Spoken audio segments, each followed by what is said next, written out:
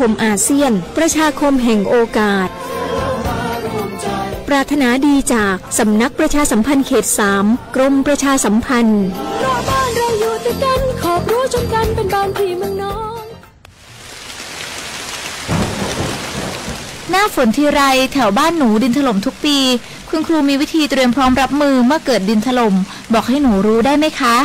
ได้สิครับนักเรียนดินถล่มเป็นภัยธรรมชาติที่มักเกิดคู่กับน้ำป่าไหลหลากถ้าเกิดฝนตกหนักนานกว่า6 ชั่วโมงน้ำในแม่น้ำและลำห้วยจะเพิ่มสูงขึ้นอย่างรวดเร็วน้ำจะมีสีขุ่นมากกว่าปกติดังนั้นเราต้องสังเกตความผิดปกติมันติดตามข้อมูลสภาพอากาศและประกาศเตือนภัยสำรวจสภาพความเสี่ยงของพื้นที่วางแผนและศึกษาทางหนีภัยแล้วถ้าเกิดดินถล่มขึ้นจริงๆเราต้องทำยังไงบ้างคะคุณครูถ้าเกิดดินถล่มเราก็ต้องรีบอพยพไปตามเส้นทางที่ปลอดภัยให้ห่างจากแนวกันไหลของดิน 2-5 กิโลเมตรนะครับอย่าอยู่ใกล้ลำน้ำเพราะอาจได้รับอันตรายจากหินหรือต้นไม้ที่ไหลมาตามน้ำเลี่ยงกันใช้เส้นทางที่เกิดดินถล่มหรือกระแสน้ำไหลเชี่ยวหากพลัดตกน้ำให้หาต้นไม้ใหญ่ยึดเกาะและปีนให้พ้นน้ำห้ามว่ายน้ำหนีเด็ดขาดเพราะร่างกายอาจกระแทกกับหินหรือซากต้นไม้นะครับนักเรียนเข้าใจแล้วค่ะคุณครูหนูจะจดจำที่ครูสอนเมื่อภัยมาถึงหนูจะได้ปลอดภัยค่ะ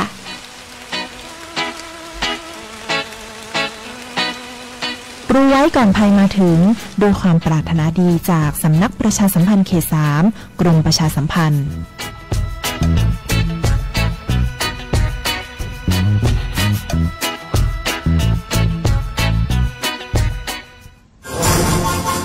รำวงย้อนยุคบัสโลบไร้แดนกรุงไทยเก๊กเขาก็มีเกี่ยวกับไปวัดงั้นกินงั้นตานกันศีลว่าป่าจะไปกันงอมดีก็เปลี่ยนป้าผงใจอูจ๋าหอมม้อย3 ภาษาไว้เก่ายังเฮาจะง่อมจะเหงาได้จะได้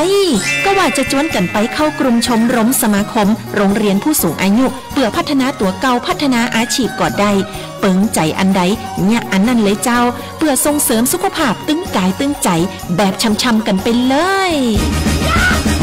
ปลุกพลังให้ผู้สูงอายุเฮาสร้างความสามัคคีความหักสร้างคุณค่าสร้างความสุขและต้องง่มต้องเหงาอยู่บ้านครบเครื่องเรื่องสูงไว้ทำมงบัลลงจะงงขนาดเจ้าอีแม่ปรารถนาดีจากสำนักประชาสัมพันธ์เขต 3 กรมประชาสัมพันธ์มีความชุกรึงใจงอไว้ลูน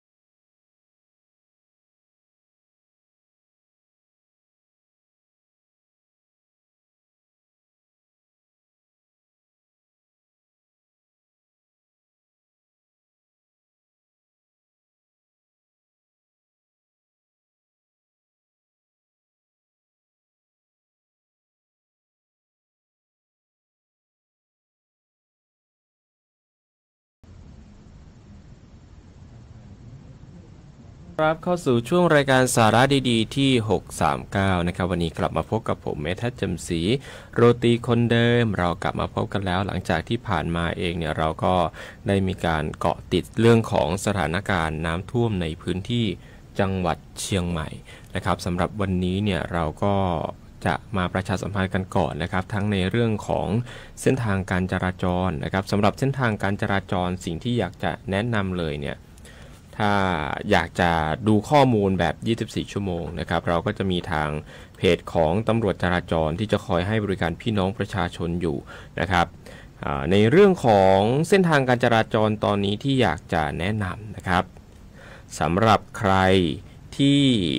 อยู่ในพื้นที่แยกอุโบสถเส้นทางจากแยกอุโบสถไปถึงแยกภูคำผ่านแยกต้นพยอมเส้นทางนี้สามารถที่จะเดินทางได้ตามปกติเลยนะครับแล้วก็ถนนเชียงใหม่ฮอดถึงสนามบินก็สามารถเดินทางได้ตามปกติเช่นเดียวกันนะครับจากแยกสนามบินไปทางแยกรินคำอันนี้ก็สามารถที่จะเดินทางได้อันนี้คือเส้นทางที่ไม่ได้อยู่ในพื้นที่ผู้ประสบภัยแต่ว่าสิ่งที่อยากจะแนะนำก็คือที่บริเวณสะพานนครพิงค์ถึงสะพานรัตนโกสินทร์นะครับเป็นเส้นถนนวังสิงห์คำเนาะจากสะพานรัตนโกสินทร์ถึงนครพิงค์เส้นนี้เขายังปิดเส้นทางการจราจรอยู่นะครับอันนี้ก็จะเป็นข้อมูลช่วง7 โมงเช้าที่ผ่านมาจากกลุ่มงานจราจรตำรวจภูธรจังหวัดเชียงใหม่นะครับนอกจากนี้ใครที่จะไปโรงพยาบาลลานนานะครับตอนนี้ยังมีการปิดเส้นทางการจราจรอยู่นะครับแล้วก็มีการแจ้งเตือนน้ำท่วมขังมีการแจ้งเตือนน้ำท่วมขังนะครับเส้นถนนแก้วนวรัตน์ถึงแยกศาลเด็ก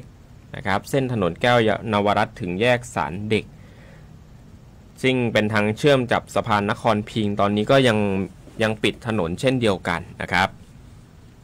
ถนนเจริญเมืองจากสะพานนวรัตน์ไปจนถึงแยกหนองประทีปอันนี้ก็ปิดอยู่เช่นเดียวกันครับคุณผู้ฟังแล้วก็ถนนเชียงใหม่ไปลำพูนเนี่ยจุดสะพาน P1 จุดสะพานนวรัตน์นะครับถนนเชียงใหม่ไปลำพูนอันนี้บริเวณแยกหนองหอยอันนี้ก็จะมีการแจ้งเตือนเรื่องของมีน้ำท่วมขังบริเวณพื้นถนนถ้าจุดที่มีน้ำท่วมขังบริเวณพื้นถนนเนี่ยขอให้ระมัดระวังอย่างหนึ่งก็คือคนที่ขับรถเล็กเช่นพวกรถจักรยานยนต์เล็กๆนะครับหรือว่าจะเป็นรถ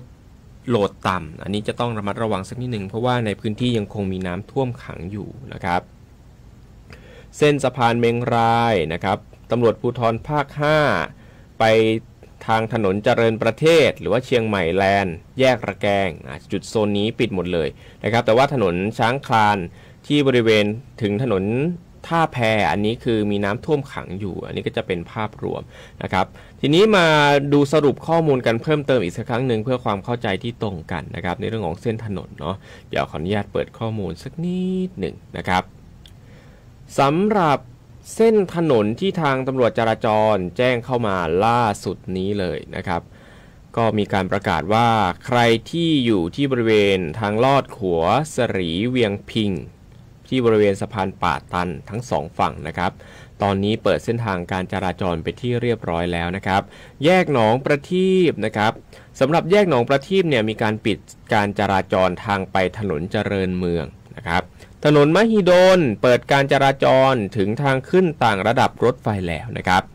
ถนนช้างคลานนะครับบริเวณถนนช้างคลานเนี่ยเขาจะมีการปิดการจราจรตั้งแต่แยกระแกงจนถึงทางขึ้นถนนมหิดลอันนี้ทวนย้ำซ้ำกันอีกครั้งหนึ่งนะครับเพื่อจะเอาไปบอกต่อกันเนาะถนนช้างคลานถึงแยกแสงตะวันแล้วก็ไปแยกระแกงตอนนี้ก็เปิดเส้นทางการจราจรเป็นที่เรียบร้อยแล้วนะครับ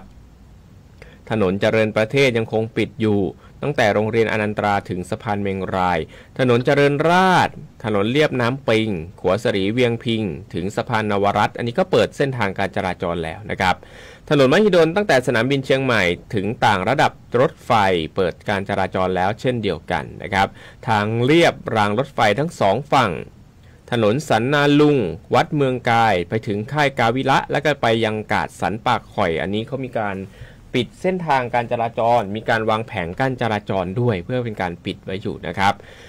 ถนนตลาดประตูก้อมอันนี้เปิดเส้นทางการจราจรแล้วถนนสุกเกษมถึงซอยโปลิ ไปที่โรงพยาบาลลานนาสามอันนี้ก็เปิดเส้นทางการจราจรแล้วนะครับถนนซูเปอร์ไฮเวย์เชียงใหม่ลำปาง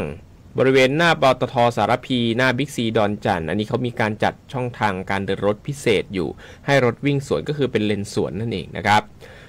ที่บริเวณแยกแม่เฮียอันนี้ก็เปิดการจราจรแล้วนะครับจนถึงสะพานป่าแดดข้ามแม่น้ำปิงส่วนวงแหวนรอบ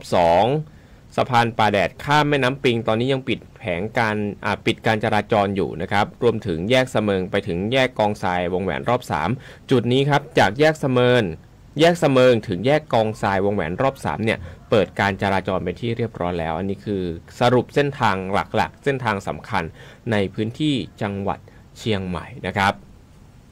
ทีนี้เดี๋ยวเรามาดูสักนิดหนึ่งในเรื่องมาย้ำกันอีกครั้งหนึ่งในเรื่องของแผนการทำงานของทางจังหวัดเชียงใหม่นะครับสำหรับจังหวัดเชียงใหม่เองเนี่ยตอนนี้เขามีการรวมศูนย์พิเศษเนาะเป็นศูนย์เฉพาะกิจเลยมาดูแลพ่อแม่พี่น้องประชาชนนะครับซึ่งศูนย์นี้เนี่ยเขาเรียกว่าเป็นศูนย์ที่ช่วยเหลือพี่น้องประชาชนทั้งคนที่ตกหล่นอยู่ในพื้นที่คนที่ต้องการรับความช่วยเหลือโดยด่วนนะครับจัดตั้งขึ้นมาโดยเฉพาะเลยนะครับเพื่อที่จะให้การอำนวยความสะดวกให้กับพี่น้องประชาชนนะครับสำหรับเรื่องของการบริหารจัดการน้ำในช่วงนี้ของจังหวัดเชียงใหม่เนี่ยระดับน้ำในภาพรวมของจังหวัดเชียงใหม่โดยเฉพาะในพื้นที่อำเภอเมืองในพื้นที่เขตเทศบาลเมืองนครเชียงใหม่เนี่ยตอนนี้ก็เริ่มลดลงกันอย่างต่อเนื่องแล้วหลังจากนี้ก็จะมีการบิ๊กคลีนนิ่งกันด้วยนะครับแล้วก็เจ้าหน้าที่ส่วนใหญ่เนี่ยถ้าเป็นหน่วยที่ทำความสะอาดก็จะระดมพลมาช่วยที่เมืองเชียงใหม่นี่แหละครับส่วนเจ้าหน้าที่ที่เป็นส่วนของกู้ภัยเนาะส่วนของกู้ภัยต่างๆก็จะเริ่มถ่ายโอนกำลังไปที่ทางโซนสารพีแล้วเพื่อที่จะคอยให้ความช่วยเหลือพี่น้องประชาชนนะครับในการที่จะเวลามีใครตกหล่นหรือว่าขอรับการช่วยเหลือโดยด่วนเนี่ยเจ้าหน้าที่ก็จะได้เข้าไปช่วยเหลือได้อย่างทันท่วงทีแต่ก็ขอประชาสัมพันธ์ไปยังคุณผู้ฟังที่อยู่ในพื้นที่อำเภอสารพีตอนนี้มวลน้ำส่วนใหญ่นะครับอยู่ที่อำเภอสารพีนะครับอยู่ที่อำเภอสารพีแล้วก็การระบายน้ำของเขาเนี่ยเราจะต้องด้วยความที่สารพีเนี่ยมันมีน้ำตกค้างเก่าเนาะจากมวลน้ำรอบแรกอันนี้มันเป็นมวลน้ำรอบที่2ไหลเข้าไปสมทบแล้วอาจจะทำให้ในพื้นที่มีปริมาณน้ำเพิ่มขึ้นนะครับทางท่านรองผู้ว่าท่านบอกว่าน่าจะหลักๆน่าจะอยู่ที่ประมาณ10 ถึง 20 เซนติเมตรจากระดับเดิมนะครับเพราะฉะนั้นเนี่ยใครที่อยู่ในพื้นที่น้ำท่วมในอำเภอสารพีเนี่ยขอให้พิจารณาที่จะไปอยู่ศูนย์พักพิงเก็บข้าวของอะไรที่มันเป็นสิ่งของมีค่าเก็บเอาไว้นะครับแล้วก็ปิดบ้านให้เรียบร้อยนะครับอพยพไปอยู่ศูนย์พักพิงจะดีกว่าเพราะว่าถ้าเกิดว่าระดับน้ำมันยังสูงขึ้นอยู่เนี่ยมันอาจจะทำให้เราเดือดร้อนหนักกว่าเดิมนะครับแล้วก็อีกหนึ่งพื้นที่ที่จะต้องรับน้ำต่อก็คือจังหวัดลำพูนนะครับเราก็จะมีการติดตามเรื่องของการบริหารจัดการน้ำของจังหวัดลำพูนด้วยว่าเขามีแผนการบริหารจัดการน้ำยังไงบ้างมันเหมือนกับคนต่อแถวซื้อของครับคุณผู้ฟังเหมือนคนต่อแถวซื้อของเนี่ยก็คือที่ลำพูนเนี่ยเขาก็พยายามที่จะคิดตังคนอยู่ใช่ไหมฮะคิดตังคนอยู่ทีนี้การที่เขาจะคิดตังก็ขึ้นอยู่ว่าเขาจะคิดตังคนเร็วมากน้อยแค่ไหนเนาะถ้าเกิดว่าเขาคิดตังเร็วระบายเร็วน้ำที่สารพีก็จะระบายลงเร็วเช่นเดียวกันแต่ถ้าเกิดว่าทางลำพูนเองเนี่ยก็จะมีปัญหาติดขัดโน่นนั่นนี่อะไรบางอย่างนะครับก็อาจจะระบายช้าลงนะครับเพราะฉะนั้นเนี่ยตอนนี้ต้องส่งกำลังใจให้ทางพี่น้องชาวสารพีด้วยนะครับแล้วก็หลังจากนี้ก็น่าจะมีการฟื้นฟูเยียวยาเนาะโดยเฉพาะในพื้นที่เขตเทศบาลนครเชียงใหม่เนี่ยเขตเทศบาลนครเชียงใหม่หลังจากนี้ก็จะมีการบิ๊กคลีนนิ่งแล้วก็มีการช่วยเหลือเยียวยาก็คือพี่น้องประชาชนเนี่ยจะต้องเอาบัตรประจำตัวประชาชนนะครับรวมถึงหลักฐานเช่นสำเนาทะเบียนบ้านใครอยู่บ้านเช่าก็ทำสัญญาเช่าบ้านไปนะครับแล้วก็นำไปให้ทางองค์กรปกครองส่วนท้องถิ่นนะครับในแต่ละพื้นที่ที่ท่านอยู่นะครับที่ตามทะเบียนบ้านอยู่เนาะแล้วให้เขาเนี่ยไปตรวจสอบไปดูว่าน้ำท่วมขังจริงหรือไม่นะครับเพื่อที่จะนำเรื่องไปยื่นต่อทางปภ.เพื่อสนับสนุนเงินช่วยเหลือเยียวยาให้กับพี่น้องประชาชนตอนนี้ภาพรวมส่วนใหญ่ทางรัฐบาลเองเขาพยายามที่อยากจะให้พี่น้องประชาชนเนี่ยได้รับเงินให้ได้มากที่สุดตอนนี้เนี่ยถ้าเกิดว่าเป็นเงินเยียวยาเรื่องน้ำท่วมขังคุณผู้ฟังถ้าเป็นกรณีน้ำท่วมขังนะก็อยู่ที่ 9,000 เขาพยายามที่จะอยู่ จะดันให้อยู่ที่ 9,000 ทุกคนไม่มีการแบ่งแยกว่าน้ำท่านท่วมในกี่วันไม่มีการแบ่งแยกครับขั้นต่ำคือ 9,000 อันนี้คือเรื่องของการเยียวยาของทางเกณฑ์ของปภ.สำหรับใครที่อยู่ในพื้นที่น้ำท่วมแต่มันก็จะมีอีกหลักเกณฑ์หนึ่งนะครับก็จะมีอีกหลักเกณฑ์หนึ่งของกระทรวงของส่วนที่เกี่ยวข้องนะครับทางรัฐบาลเองก็พร้อมสนับสนุนอย่างเช่นกลุ่มคนที่บ้านพังเสียหาย 70% เนี่ยช่วยเหลือสูงสุด 200,000 กว่าบาทเลยนะครับแล้วก็ลดระดับลงมาตามสภาพความเสียหายของบ้านนะครับเพราะฉะนั้นนี้ก็จะเป็นภาพรวมเรื่องของการช่วยเหลือเยียวยาพี่น้องประชาชนทีนี้เรามาดูข้อมูลเพิ่มเติมสำหรับข่าวสารของไทยคู่ฟ้ากันบ้างนะครับเป็นภาพรวมว่าในช่วงนี้รัฐบาลมีแผนจะทำอะไรอย่างไรบ้างนะครับตอนนี้เนี่ยพูดถึงทางไทยคู่ฟ้าก็ได้มีการออกมาประกาศว่าสปช.เขาสั่งเตือน11จังหวัดที่ใกล้แม่น้ำเจ้าพระยานะครับขอให้ระมัดระวังกันด้วยโดยเฉพาะพื้นที่ริม2ฝั่งแม่น้ำทั้งกรุงเทพมหานครแล้วก็ปริมณฑลได้มีการแจ้งให้เฝ้าระวังน้ำท่วมด้วยหลังจากที่มีการระบายน้ำท้ายเขื่อนเจ้าพระยาถึง 2,250 ลูกบาศก์เมตรต่อวินาทีเลยก็คือรับมวลน้ำต่อเนาะนอกจากนี้ทางเพจของไทยคู่ฟ้ามีการแจ้งเตือนพี่น้องประชาชนด้วยนะครับโดยเฉพาะใครที่อยู่ในพื้นที่น้ำท่วมแล้วก็เวลาน้ำท่วมเนี่ยไม่ว่าจะเป็นคนหรือว่าสัตว์เนี่ยมักจะเขาก็มีการรักชีวิตด้วยกันทั้งนั้นรวมถึงสัตว์มีพิษด้วยเนาะในช่วงน้ำท่วมก็อาจจะมีพวกสัตว์มีพิษเนี่ยเข้าไปอยู่ในพื้นที่เหนือน้ำรวมถึงบ้านของท่านที่น้ำท่วมด้วยเพราะฉะนั้นขอให้ระมัดระวังทางกระทรวงสาธารณสุขเองเนี่ยก็ได้มีการแจ้งเตือนขอให้พี่น้องประชาชนระมัดระวังอันตรายจากสัตว์มีพิษกัดต่อยในช่วงฤดูฝนด้วยเพราะว่าน้ำท่วมปีนี้เขาไปรวบรวมข้อมูลมาปรากฏว่าโดนสัตว์มีพิษกัดต่อยแล้ว5รายใน2จังหวัดนะครับก็ได้มีการแนะนำมาว่าก่อนที่ท่านจะสวมเสื้อผ้าสวมรองเท้าขอให้เช็คก่อนว่ามีสัตว์มีพิษเนี่ยเข้าไปอยู่หรือเปล่านะครับเวลาจะนอนก็ขอให้นอนบนที่นอนหรือว่าเตียงที่สูงเหนือพื้นดินและใช้มุ้งกางไม่ให้สัตว์เข้ามาได้ด้วยนะครับขอให้เลี่ยงในการเดินในที่รกนะครับตรวจสอบจุดเสี่ยงและสังเกตตามมุมอับของบ้านเป็นประจำทำความสะอาดบ้านเรือนถางหญ้าและตัดแต่งต้นไม้ให้โล่งนะครับรวมถึงจัดให้บริเวณทางเดินเนี่ยมีแสงสว่างให้เพียงพอท่านจะได้มองเห็นได้ว่ามีสัตว์มีพิษเนี่ยเข้าไปอยู่ในทางผ่านทางเดินของท่านหรือไม่นะครับนอกจากนี้สำหรับทางหน่วยงานทางรัฐบาลเองเนี่ยล่าสุดนะครับก็ได้มีการแสดงความเป็นห่วงเป็นใยถึงพี่น้องประชาชนด้วยโดยเฉพาะในพื้นที่น้ำท่วมนะครับอยากจะให้พี่น้องประชาชนเนี่ยดูแลตัวเองให้ดีนะครับแล้วก็ระมัดระวังเรื่องของการรับประทานอาหารต่างๆโดยเฉพาะอาหารสุกๆดิบๆนี่อันตรายมากเลยนะครับขอให้เลี่ยงในช่วงนี้ถ้าเป็นไปได้อยากจะทานอาหารที่ปรุงสุกและสดใหม่เท่านั้นนะครับอันนี้ก็เป็นคำแนะนำนอกจากนี้ข้อมูลจากทางไทยคู่ฟ้าทีนี้เดี๋ยวพักเรื่องของน้ำท่วมกันบ้างนะครับพักเรื่องน้ำท่วมกันก่อนเดี๋ยวมาดูในเรื่องของการควบคุมแพลตฟอร์มออนไลน์กันบ้างครับคุณผู้ฟังจะเห็นว่าที่ผ่านมาเนี่ยหลายท่านก็โดนหลอกเนาะเรื่องของสินค้าที่มันไม่ตรงปกสินค้าที่มันไม่ได้มาตรฐานต่างๆแล้วก็เป็นสินค้าที่มาจากประเทศอื่นที่เขาส่งเข้ามาในราคาที่ถูกนะครับล่าสุดนี้นะครับทางรัฐบาลโดยนายเอกนัทพร้อมพันธ์รัฐมนตรีว่าการกระทรวงอุตสาหกรรมก็ได้มีการเปิดเผยว่าตอนนี้ทางกระทรวงอุตสาหกรรมเองเนี่ยเขาก็ให้ความสำคัญนะครับกับเรื่องของการเพิ่มขีดความสามารถในการแข่งขันให้กับผู้ประกอบการแล้วก็การคุ้มครองประชาชนให้ปลอดภัยจากเรื่องของสินค้าต่างๆโดยเฉพาะพวกสินค้าออนไลน์นะครับซึ่งทางนายเอกนัทเองก็ได้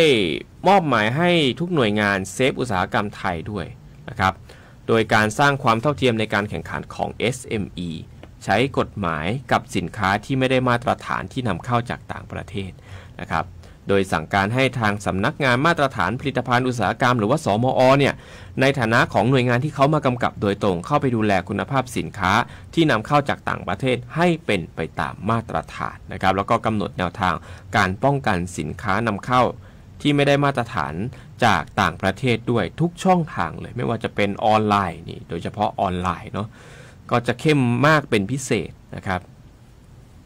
นอกจากนี้จะมีการบังคับใช้กฎหมายสินค้าที่ไม่ได้มาตรฐานดังกล่าวด้วยเพื่อปกป้องอุตสาหกรรมไทยที่ได้รับผลกระทบเล่าให้ฟังง่ายๆครับคุณผู้ฟังก่อนหน้านี้เราเองก็มีเรียกว่านโยบายเนาะการนำเข้าสินค้าที่มีราคาต่ำกว่า 1,500 บาทการนำเข้าสินค้าที่มีราคาต่ำกว่า 1,500 บาทเนี่ยหลักๆเลยจะไม่มีการเก็บภาษีต่างๆภาษีการนำเข้าทั้งนี้ทั้งนั้นรัฐบาลในคราวก่อนนะครับไม่ใช่ทางยุคคุณเศรษฐานะครับก็จะเป็นยุคก่อนหน้านี้นะครับเขาต้องการที่อยากจะให้พี่น้องประชาชนได้ใช้สินค้าที่ราคาถูกลงนะครับเพราะว่าตอนนั้นก็ต้องเข้าใจว่าในเรื่องของสินค้าต่างๆมีราคาที่ค่อนข้างที่จะแพงแล้วก็พี่น้องประชาชนเนี่ยก็ได้รับผลกระทบจากโควิด -19 ด้วยเพราะฉะนั้นเนี่ยเขาก็เลยอยากจะให้ประชาชนได้ใช้สินค้าในราคาที่ถูกลงเพื่อจะช่วยบรรเทาความเดือดร้อนได้บ้างปรากฏว่าพอมาในช่วงของยุคคุณเศรษฐานะครับการที่เราลดราคาสินค้าลงและสินค้าที่นำเข้าจากต่างประเทศที่มันราคาถูกเนี่ยมันทำให้ผู้ประกอบการ SME ของไทยเราเขาเรียกว่าเสียเปรียบเป็นอย่างมากเลยเพราะว่าคนไทยเราก็จะแห่ไปใช้สินค้าที่นำเข้าจากต่างประเทศที่ต่างประเทศเองเขาก็มีปัญหาเรื่องของสินค้าล้นตลาดเขาก็อยากจะระบายออกมาในราคาที่ถูกเนาะไทยเราก็ไปซื้อปรากฏว่าเราก็ไปอุดหนุนสินค้าต่างประเทศกันค่อนข้างเยอะเลยจนผู้ประกอบการ SME ของไทยเราเนี่ยมีรายได้ที่จะลดน้อยลงแล้วก็เสียเปรียบในโอกาสทางการค้าเป็นอย่างมากเลยนะครับซึ่งทางยุคของคุณเศรษฐาเองเขาพยายามที่จะฟื้นฟูพวก SME วิสาหกิจชุมชนให้สามารถลืมตาอ้าปากได้แล้วก็เข้ามาเป็นอีกหนึ่งส่วนสำคัญที่จะขับเคลื่อนประเทศให้มี GDP สูงขึ้นนะครับทีนี้พอมาในยุคของคุณเศรษฐาเขาก็เลยพยายามที่จะไม่ได้แล้วเราต้องมีการ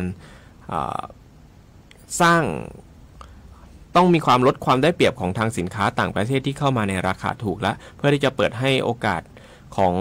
ผู้ประกอบการไทยเนี่ยได้ลืมตาอ้าปากมากยิ่งขึ้นด้วยก็เลยวางแผนว่าโอเคงั้นนโยบายเรื่องของการไม่เก็บภาษีสินค้านำเข้า 1,000 ที่ราคาต่ำกว่า 1,500 บาทเนี่ยต้องยกเลิกแล้วนะครับก็ต้องมีการเก็บภาษีสินค้านำเข้าตั้งแต่1 บาทแรกเป็นต้นไปนะครับก็มีการประกาศบังคับใช้แล้วนอกจากนี้นะครับพอสินค้าที่เราเองก็ยังปิดกั้นไม่ได้เนี่ยยังไม่สามารถที่จะยกเลิกหรือว่าหยุดให้เขาส่งเข้ามาไม่ได้เนี่ยคือเขาก็เลยต้องมีการยกระดับเรื่องของคุณภาพราคาสินค้าคุณภาพมาตรฐานสินค้ามากยิ่งขึ้นเพื่อที่จะทำให้พี่น้องประชาชนได้ใช้สินค้าที่มีมาตรฐานเนาะถ้าเกิดว่าใครไปดูตาม TikTok จะเคยเห็นนะว่าบางคนกินหม้อชาบูเนาะสั่งข้าวหม้อเล็กๆเนี่ย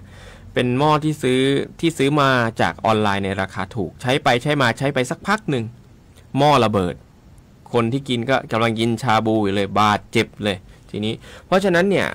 เรื่องของสินค้านะครับทางนายเอกนัทพร้อมพันธ์รัฐมนตรีว่าการกระทรวงอุตสาหกรรมเองเนี่ยก็บอกว่าก็อยากจะให้พ่อแม่พี่น้องประชาชนเนี่ยได้ใช้สินค้าที่มันมีมาตรฐานที่สำคัญคือถ้าเกิดว่าสินค้ามันมีมาตรฐานเนี่ยสิ่งที่ตามมาก็คือเรื่องของความปลอดภัยนั่นเองนะครับอันนี้ก็คือช่วงแรกของรายการสาระดีๆที่639เดี๋ยวช่วงหน้าเราจะมาติดตามกันต่อในเรื่องของข่าวสารจากทางรัฐบาลช่วงนี้พักฟังเพลงเพราะๆกันสักครู่หนึ่งครับ